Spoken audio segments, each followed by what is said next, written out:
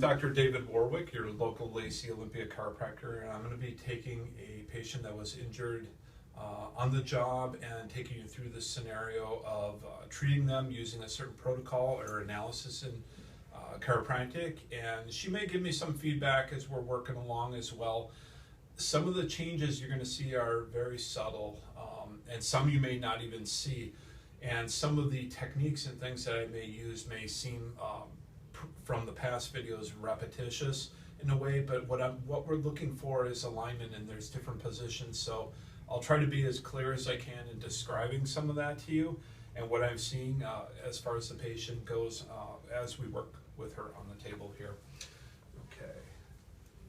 So we have a right short leg of approximately 3/4 of an inch. There's three things that go on with a shortness in the leg, and one of the things that we see with that is, one, you're born with a shorter leg. Two, it's neurological, meaning that when the nerves get compromised throughout the spine or pinched upon, they cause that leg to shorten, or a combination of the two. All right, so we're looking at that. We're going to see what it does in position 2. Goes longer and gets really tight in her quads as I bring the legs up into that second position. Now, she's had an old injury, I believe, in the ankle or foot area. What I'm doing with the knees is I'm pressure testing some of the knees to see if there's misalignment there. I could pressure test on the SI joint. That actually made it worse. The leg went to about an inch, inch and a quarter.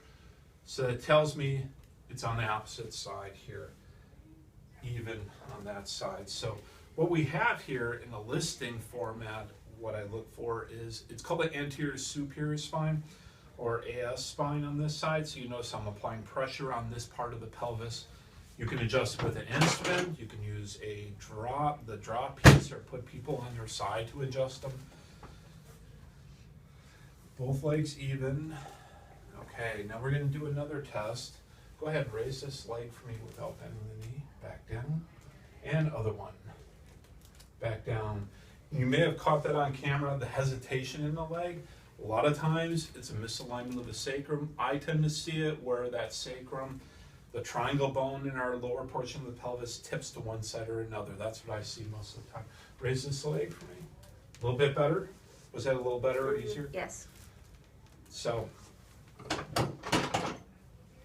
I've been using traditionally with her an activator, one of the instruments you see chiropractors use.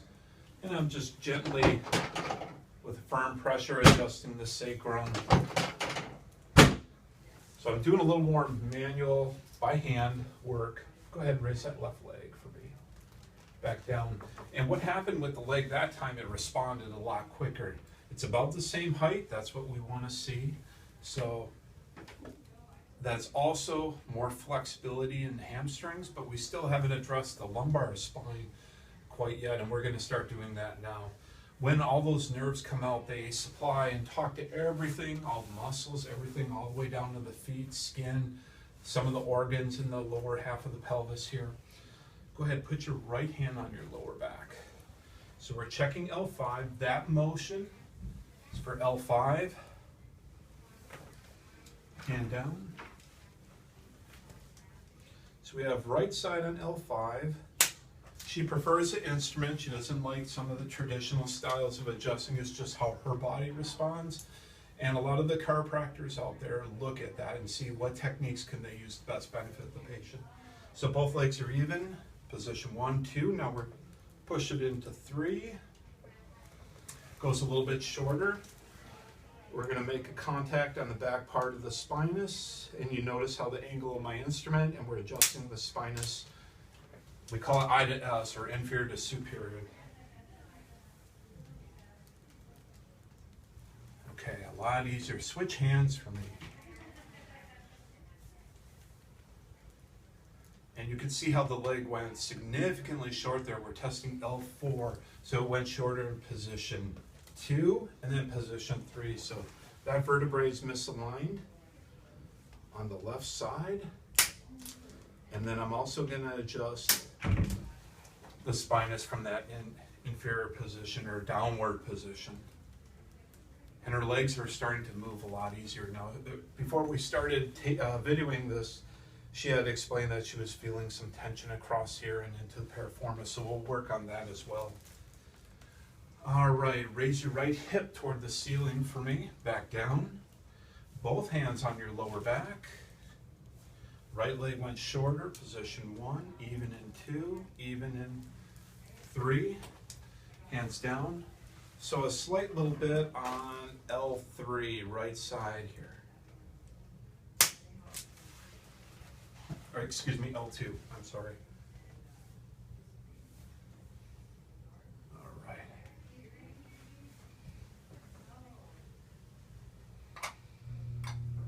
One of the things that you may notice in the videos I do a lot of work where I traction the lower back. The most common area on a lot of people is L4, L5, and somewhere in the pelvis to have misalignments in there. So sometimes it appears on the video like we're doing the same thing, but we're actually positioning our hands in different ways depending what we find, and adjusting in different ways. So sometimes the camera doesn't pick up all that subtleness of what's going on and what our hands feel underneath. So I feel tension in and around a muscle called the quadratus lumbarum, and you notice that I'm just using a nice firm but easy traction in through her back, lower spine. Then I'm going up the paraspinals. Lots of muscles that run along the spine here. And did your primary doctor refer to the piriformis on the right side or left side, or both? Both. Okay. So I'm going to go into the area of the piriformis right here. She is also seeing a massage therapist. And you okay? Yeah. Is it tender? Yes. That was a leg kicker. Sorry about Yeah. that. Can you tolerate that? Yes. Now, when you go into a chiropractor, we don't typically talk about this all the time. Usually your first visit or two, we're discussing these things in detail with you, or at least I do. The difficult part is that we're trying to talk and connect with you on a different level other than going through what I'm going through here. And it's interesting for a while, but patients, want to talk about other things than the direction I actually found the misalignments in. Most people just want to feel better in the quickest possible way. So I'm just holding pressure on there. I lessen it, now I'm going in a little more.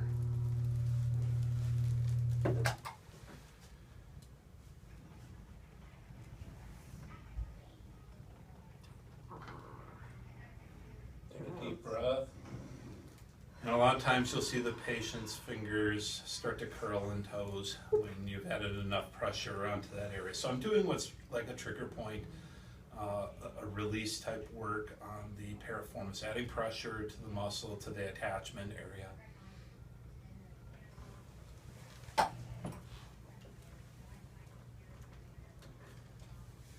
And by rotating, you can notice that I'm rotating the leg in and out.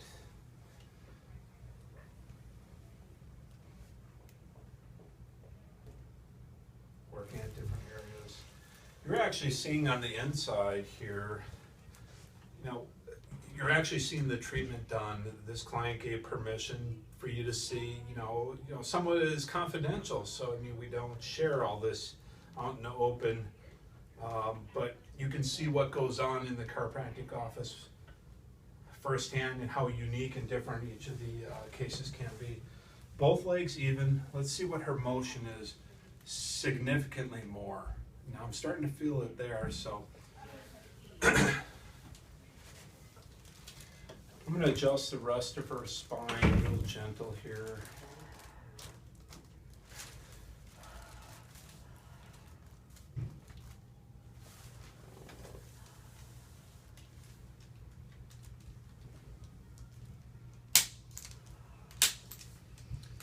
We're working in her upper mid-back.